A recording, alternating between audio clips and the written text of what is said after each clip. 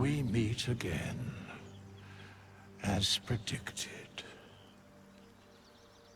I shall be here in thy camp, for whenever thou hast need of my services. There are many answers to that question. None are important. Correct. No. Beyond mortal realms, there doth exist an amalgamation of spirits akin to thine own, ensnared by the treacherous cult of the Absolute, felled in its name. They bear great discontentment with their destiny. For a mere pittance of coin, I might summon the worthiest among them to lend aid to thy undertaking. Most willingly, forsooth. Their passions doth run deep for what hath been wrought upon them.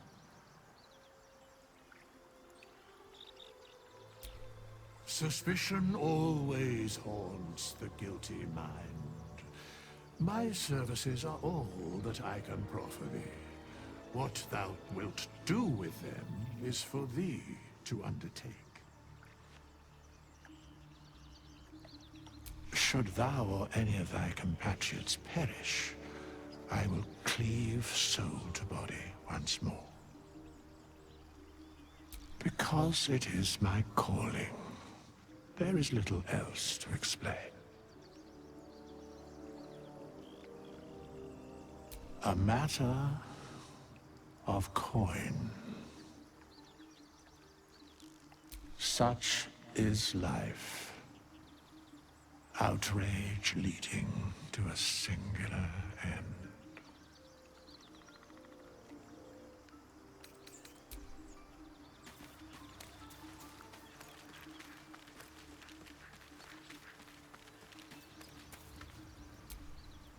The Blade of Frontiers.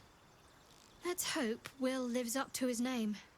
We'll need all the help we can get.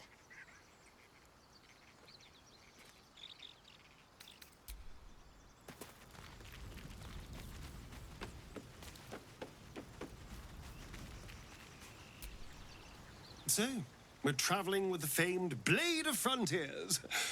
I feel safer already.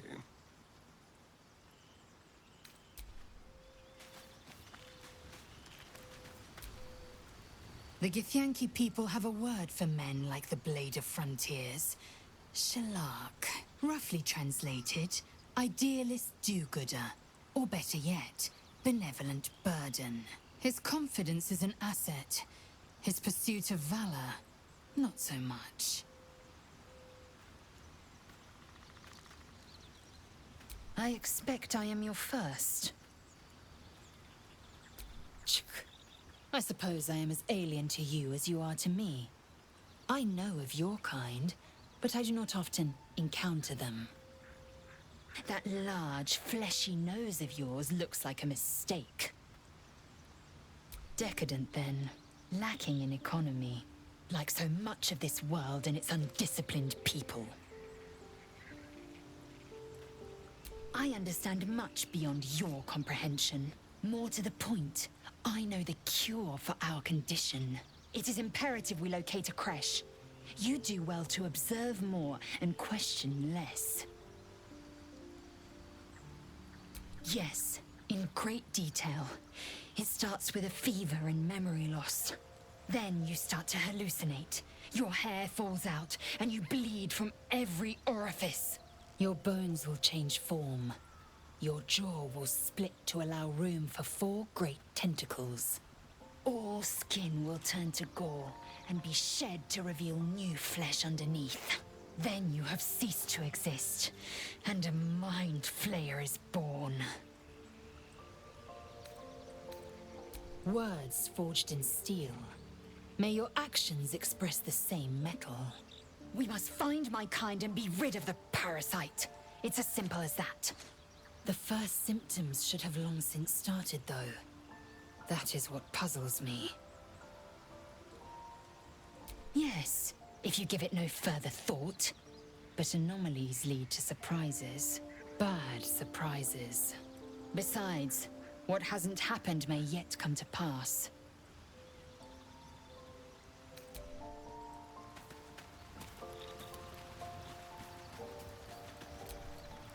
The Blade of Frontiers at your calling. Karlach's fires raged in Baldur's Gate before she escaped to Avernus, as my source told it, and she was planning to return. One of the archdevils Ariel's own, chaos incarnate, a devil with pure fire for a heart. I made my way to Avernus to stop her. She fled from my reach, even climbed aboard the Mind Flayer ship as it screeched through the hells. I followed in close pursuit. I can't bear to imagine the lives Karlach might be taking, the damage she might be doing. A powerful friend with a keen interest in privacy. I'm sworn to say no more. All right. Anything more we should discuss? My father once said, one does not pursue a champion's life. One merely answers its call. So it was for me. I was hunting near the Cloakwood when I heard it. A child crying out from a lone farmstead. I found him in the fields, flanked by goblins. His mother's corpse blared into the soil next to him. I don't remember much of the battle, but I remember drying the boy's tears after. Proud. No. Angry. Angry at the monsters preying on innocents. Angry at the so-called good gods for tolerating the cruelty of the evil. Angry at myself that it took so long for me to see the coast suffering. The frontiers demanded a blade. And so I heeded. And it's nice to meet someone of your talents. Having a worm wriggling in my skull didn't instill much confidence in the days ahead. With you as my ally, the future looks a little less daunting. A most vicious one, in fact. It's made from pure bloodstone, carved from the Galena Mountains just north of the Moonsea. A reminder that sometimes blood must be shed and sacrifices must be made. But that story is reserved for lifetime friends and calmer days. Tiny grooves spider across the eye's surface. It resembles a sending stone used to confer with distant contacts. A sending stone? Nothing so special, I assure you. You watch and listen for signs of deceit, but sense nothing unusual. I've come to know a fair few village clerics, but none with the skill to pull these worms from our heads. From what I understand, there's a healer called Nettie in the Grove. Perhaps she's got the talent. We should pay her a visit.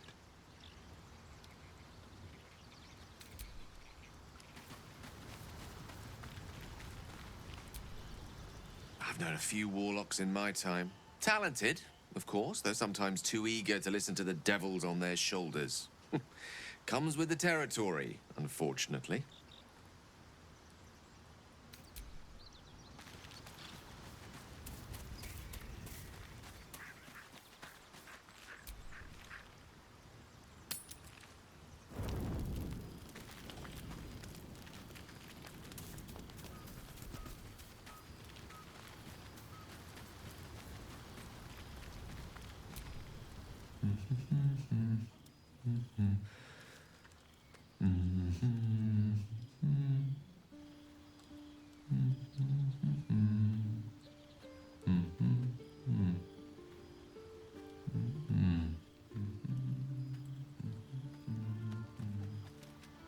Be with you in a moment.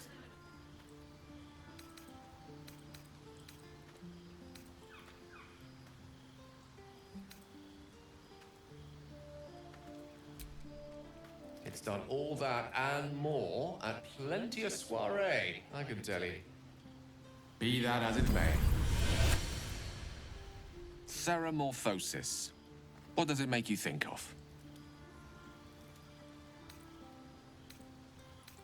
Spot on. Day 1, fever and memory loss. Day 2, hallucinations and graying skin.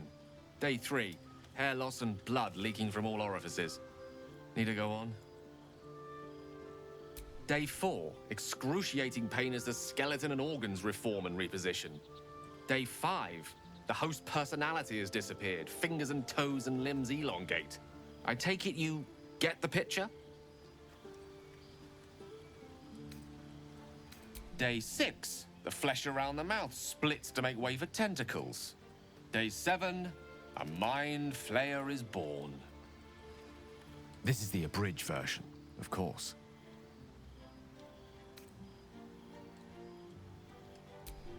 Spot on again.